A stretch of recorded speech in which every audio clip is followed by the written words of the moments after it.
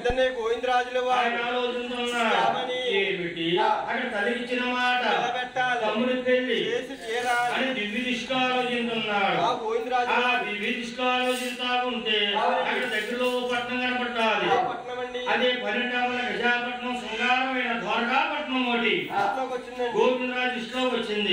రేతములారా ఏంట్రా నిద్రపోతారు, దగ్గర లేదు ఊరు కనపడుతుంది, ఆ పట్నం చూసుకుందాం, అక్కడ అమ్మాయి కుదిరితే చేసుకుందాం, లేకపోతే మనం వెళ్ళిపోదాం అని బయలుదేరి ద్వారకాపట్నం వస్తా ఉన్నారు.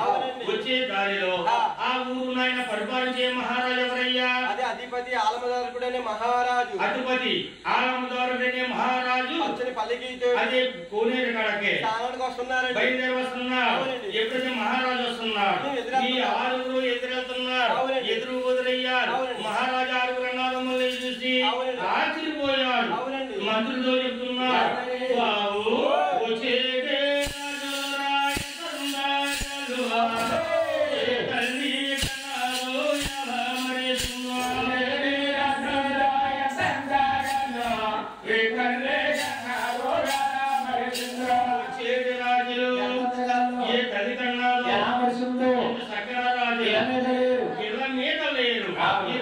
పలకరించే మనకు పట్టుకున్న పాపాలు పారిపోతాయి, చేసుకున్న పాపాలు అని మహారాజు ముందుకు వచ్చాడు.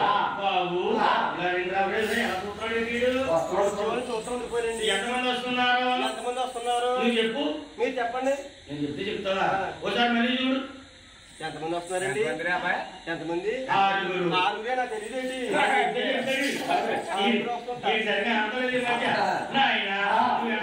నేను ఉంటాను. నువ్వు చూసేందుకు ముందు వెనకపోతాను ఎలా రాడు అని మహానుభావులు ముందుకు వచ్చారు.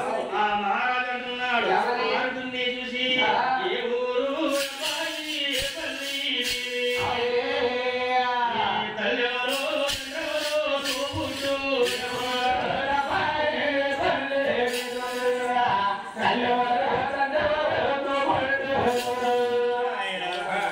చూస్తే ఆరుగురు అన్నదమ్ములాగా అంటున్నారు. మీరు అన్నదమ్ములైనా? అన్నదమ్ములవేనండి.